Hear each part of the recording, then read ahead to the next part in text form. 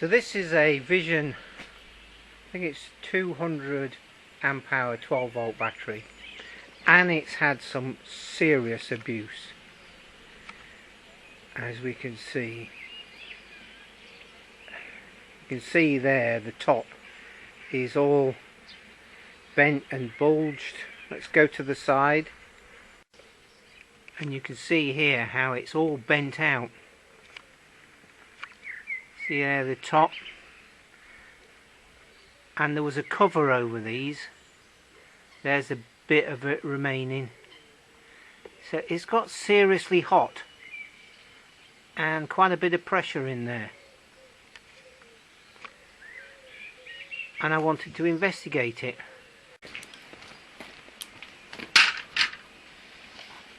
So you've got the meter set on DC volts. Let's see what the battery shows. 12.56. Now that is quite amazing. That's bizarre. Okay.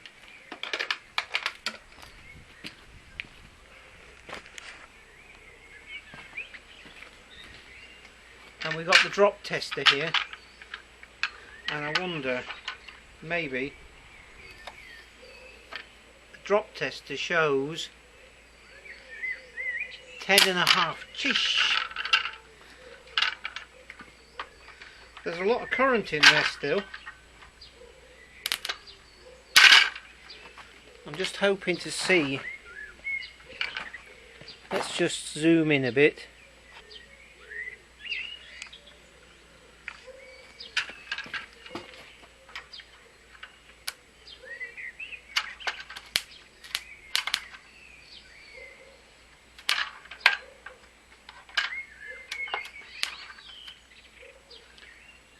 I don't know if you can see, but that's about 10.5 volts, and it's staying solid. It's not drifting down. So it looks like this is still holding a reasonable amount of power. We're on handheld camera here, but there was a cover, as you can see. This is the remnants of it, and it was quite a thick solid cover. And each of the cells has got this rubber valve. So if this has got hot, then some of the electrolyte will have evaporated off. But it's still got current in there and volts. So it's still performing. So let's replace some of that electrolyte. Let's put some distilled water in here. See what happens to the output. So let's be slightly scientific about this. Let's take the tops off. And I've got a funnel here, and I've had to put a piece of pipe in it because I couldn't find a funnel that would fit in those holes, and I put a screwdriver down the side to let the air out.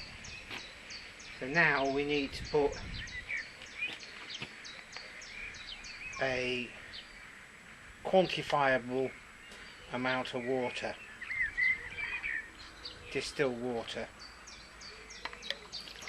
Where are we? That is bang on a litre, and that is a bit more. It's about 150 ml. So let's stick that in there.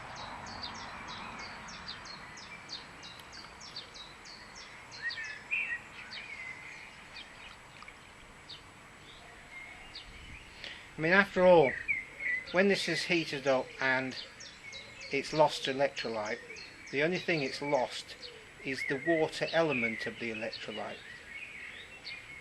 So we're just replacing that. Maybe replacing more than was originally there, but we're not filling the cells up. So if we need to add some acid, we could do so.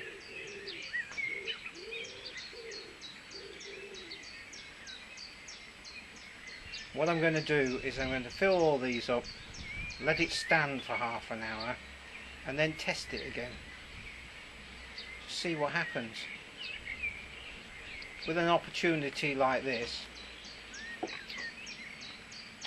where you've got a cell like this, the way you can play with it because effectively it's considered scrap, then sky's the limit.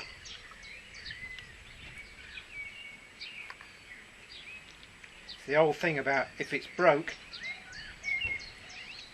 and you try and fix it, and in a couple of hours time you haven't improved things, well, it's a couple of hours. But if you do improve things, then you've learnt something. And of course lots of people will go, you can't do that. Well, I'm doing it.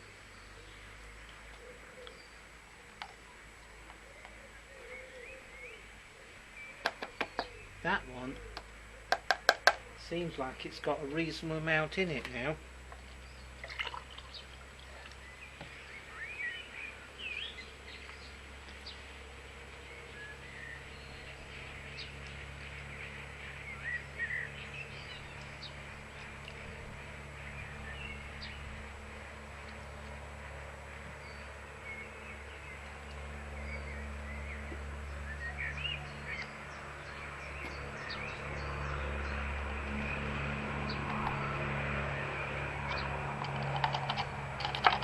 That looks like it's got a reasonable amount in it.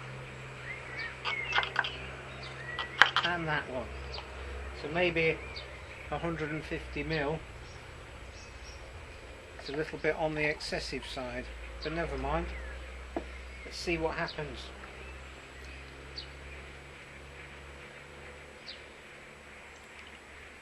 We can always use a hydrometer to remove a bit. There's a spider just there.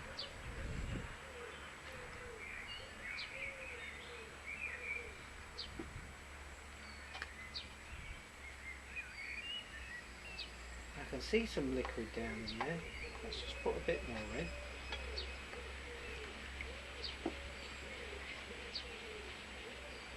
Yeah, that'll do. Now I've got to lever this off, so I'll just get a tyre lever.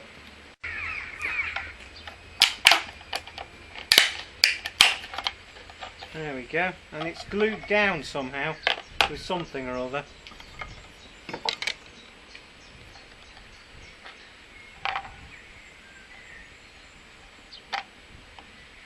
Put the screwdriver in the side as a vent.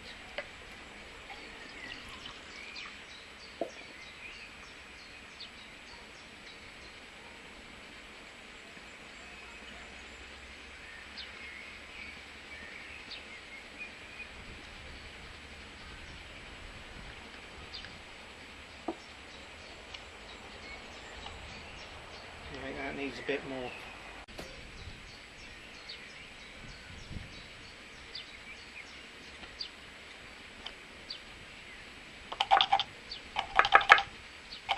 Right, that one's a bit low.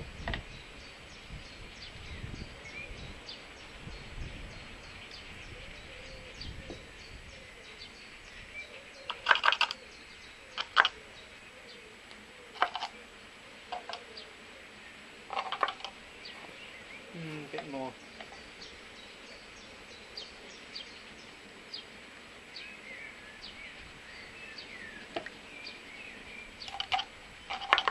Yep.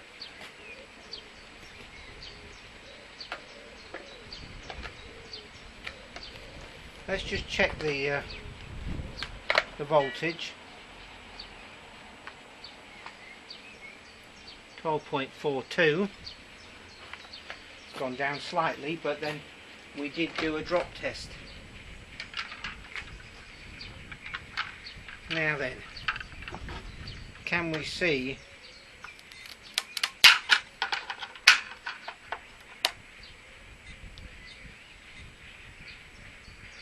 well, it stayed about the same.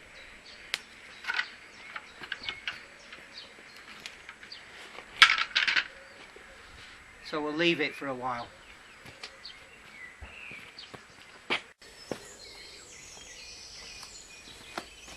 So it's another day. I ended up putting 2 of these of distilled and about 3/4 of battery acid into each cell.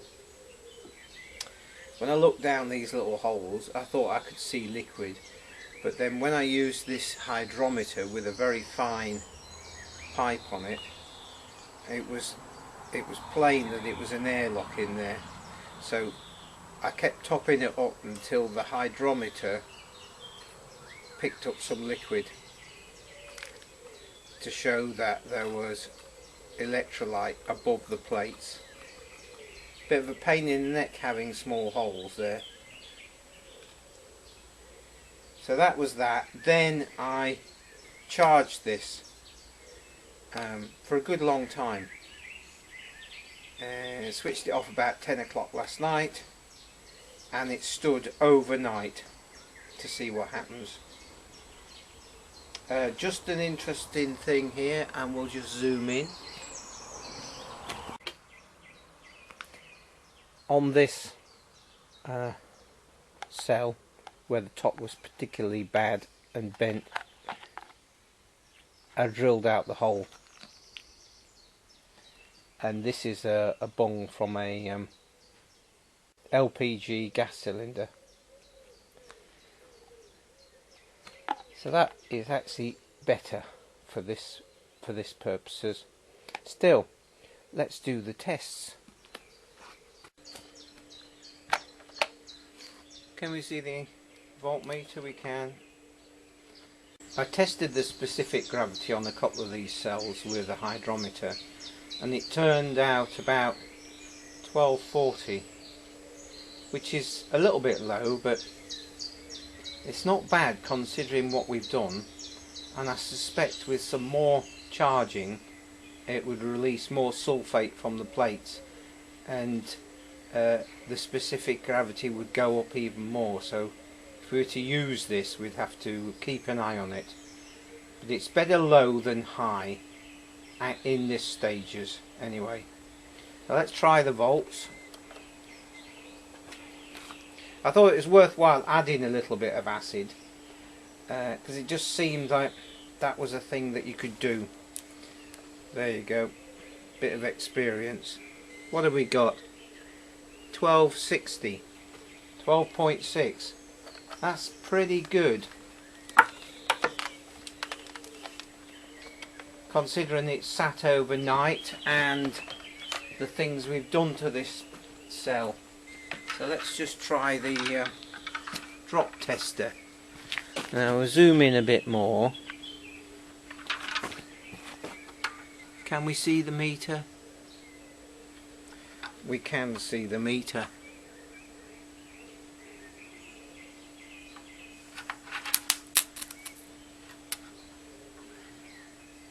That's pretty good. It's about 11. So there's some current flowing and the volts are pretty good. So this was quite an interesting experiment with this cell. It looked like it was toast, complete waste of time, but a few tests have proved that maybe not so, and going a bit off grid with the repair means that we've got a cell here that would be serviceable if you had a system that was perhaps drawing a maximum of say 15 amps, something like that. A little 12 volt system, this would be perfect. It's not about to self-discharge overnight and that sort of thing. It just goes to show that first impressions can sometimes be wrong.